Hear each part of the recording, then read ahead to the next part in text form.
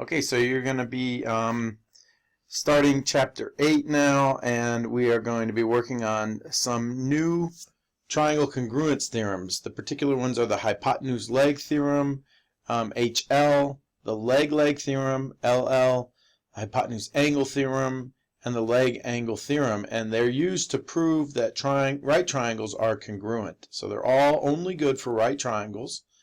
And in this session, in this lesson, you're going to work through proving all of these. So if you go through the triangle congruence theorems you explored previously, that's going to be like side, angle, side, angle, side. In the case of a right triangle, since you know that they are right angles already, you only need two more pairs of corresponding parts, and that's because the right angle part is fixed. So you should be able to kind of explain that. And all right angles are congruent, right? And that's because they all measure 90 degrees, which is the definition of congruence. When angles measure the same, then they are congruent. You're going to start by providing the reasons here. So obviously the ones that are in the given, your reasons are going to be here given for the ones that are in the given. Now this one says that they are right angles, so you're going to need to state your reason that they are congruent. Well, all right angles are congruent, okay? And these are the definitions. By definition of congruent segments, their measures are equal. So that's going to take care of that there. This is the Pythagorean theorem you're looking at, and then you're going to use the transitive property to set the left side and the left side here of these equations together. You can do that because these two things are equal right here. So therefore, you know, since they're equal to each other, we can use the transitive property to set this line up here. So this will be the transitive down here. And then you can see what's missing here is we took away AC squared and DF squared, and that's because in line 5 they're equal to each other. So this would be the subtraction property. We got rid of this in line 10. We're getting rid of, by subtraction, two equal parts. And then we're simplifying in line 11. And in line 12, it's the definition of congruent segments. So now you have the triangles being congruent. Why? Because you have proven that there are three congruent sides. That's line 12, line 3, and line 4. So by side, they're congruent. In constructions, you have to have a compass, but you would start here with a starter line. You would then create a construction of segment CA, a duplicate. So you'd measure with your compass how far it is from C to A, and you would duplicate it down here, marking C, and then swiping with your compass to point A. You would then have to, I would go all the way around on your starter line, and then I would use these points, which would be A and another point that's equidistant from C over here, and I would then use my perpendicular bisector approach to find the perpendicular that goes through point C, and I'd extend it up like this. Then I would measure, let's see, you're supposed to get AB, so I would come over here to A, and I would create a circle with radius AB. So I'd set my compass to AB, put the needle on A, and just swing it around in a big old circle. Now wherever that circle intercepts the perpendicular, that's where B has to go. Okay? That perpendicular from C and the circle that you're making with radius AB, you know, from point A, they're going to intersect over here somewhere, and so you're going to be on the perpendicular. So it will be a right triangle, and then you're going to have, you know, AB be the hypotenuse. And then after you've constructed that, you can go ahead and measure the length of CB, and you're going to measure the angles A and B. And obviously, if you're working independently, you're not going to be able to check to see if your triangle's congruent. But think about whether or not it should be, okay? Should it be congruent? If you guys are all using the same lengths for this side, and you have a right angle in it, you know, would it be congruent?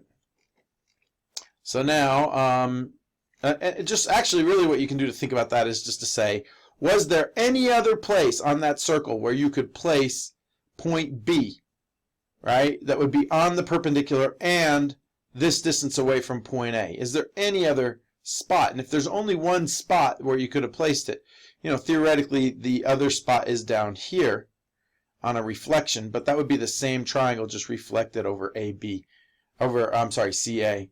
So I think you're going to find that there is no other spot where you could put it, and therefore you should have, given those, the hypotenuse and the leg of a right triangle, that they should be congruent. And that is really the hypotenuse leg theorem. You've just proven it with your two-column proof and your construction proof. Now you're going to plot these points, so you need to create a y and an x-axis across the coordinate plane. Plot the points. Then it says calculate the lengths. Don't forget your distance formula if you need it. Probably going to need that for AB, but you're not going to probably need it for BC or AC. And then you're going to rotate it 180 degrees counterclockwise about the origin. And you're just going to rotate two of the sides, and then, so that means if you have AB here, you're going to rotate it 180 degrees, and instead of pointing up from the origin, it's going to point down from the origin. And if you have C over here, you're going to rotate it 180 degrees, it's going to point the opposite direction. And then you're going to see there's only one way to connect these two, right? So you should do that experiment, and you will find that your coordinates, you'll have to plug in the coordinates and then measure the lengths of the sides. You should notice the same lengths. Measure the angles, you should notice them the same. And if the corresponding sides and corresponding angles are congruent, the triangles are congruent by definition. And then you have the leg-leg congruence theorem. So you're going to do the same thing where you're going to plot it in the coordinate plane, graph that triangle, measure the lengths, and then you're going to write in the coordinates after you translate it to the left 3 and down 5, and then you're going to measure the lengths again. You should notice that by just transforming, now remember, you're only translating AC and BC, so AB doesn't get translated, but when you're down there to complete AB, you're gonna find that you have to make the same line, and you should notice that all the lengths are the same, and the angles are the same, and therefore the triangles are congruent. So you should be noticing that. And then hypotenuse angle, you're going to do exactly the same thing. A coordinate plane, plot the points, okay, calculate the lengths, then translate the side AB and one angle, angle A, to the left 4 units and down 8 units. Then you connect them again and use the table to record the image coordinates. So you're gonna go ahead and write down the coordinates of the new points, calculate the new lengths. Notice about the side lengths should be the same. Measure the protractor. So again, you should be finding the same exact thing about hypotenuse angle. Then you're going to do it again, the same thing for leg angle. All the same steps there. This time you're reflecting a side and an angle over the x-axis, but you should be ready to do that now after everything we've done in chapters 1 through 7. Now you get to the point where you say, okay, so I know I've got hypotenuse, leg, hypotenuse angle, and leg angle available to me. So you have to figure out whether or not you have enough information to prove the triangles are congruent. So just keep in mind what you've been given here. We've told this is a right angle and a right angle.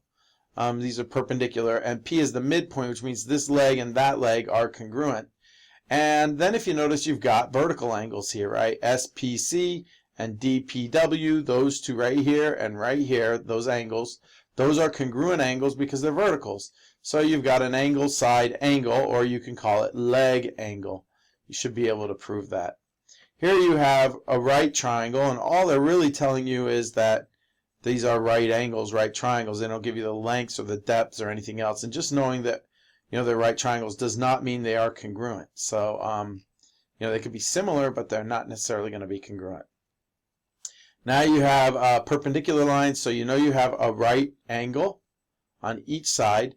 You're also given that JY, this hypotenuse, is the same length or congruent to AY. And then you notice YM it's congruent to itself. So if you're looking at this triangle, JMY, you should realize that you've got a leg that's congruent and a hypotenuse that's congruent. And over here with AMY, you've got, again, a leg and a hypotenuse. So if you have hypotenuse leg, you can use that theorem to prove they're congruent. Here what we have is we've bisected this angle T. So you have perpendicular lines right here and here, right angles. And then you've got a bisected angle. A bisected angle means that this angle and this angle are congruent, right? STR and ATR. So you should be able to prove that they are congruent because you have an angle here, a pair of angles, and a side by the reflexive property, side RT is the same side on both triangles. Now you're going to create a proof of the following. You have perpendicular lines. Again, you have a reflexive property for GU.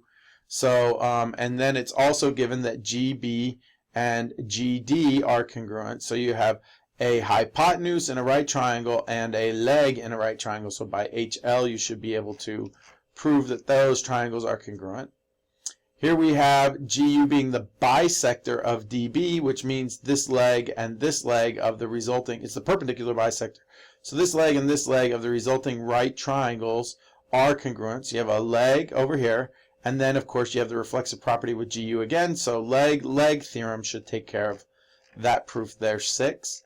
Now here what you know is that the post that you're gonna if you were doing this job here, you would secure a rope, measure 20 feet out, you go out 20 feet, and you could actually walk an arc here 20 feet away. And so the question would be, where do I stop and put the post? If I was wading out in this water, where would I put the post so that it was exactly at a right angle?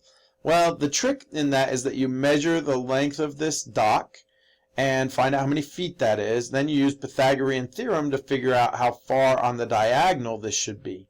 So, that would be 20 squared plus the dock's length squared, and then take the square root of that sum, and you will find out the length here. Then what you'd do is you'd put another post here or anchor the rope here, measure out that hypotenuse length, hold them both in your hand and walk to the point where they both meet so that you're exactly 20 feet away and your hypotenuse is exactly right, and at that point you'll know you have a right angle. That's really couple of questions in here. I would recommend that you draw out a right triangle, mark the leg and the leg, and think about that you also have an angle in between them. Then forget that it's a right triangle for a minute and think you have a side, an angle, and a side. And you should do these and explain your reasoning for each of these 4. If you have any questions, let me know.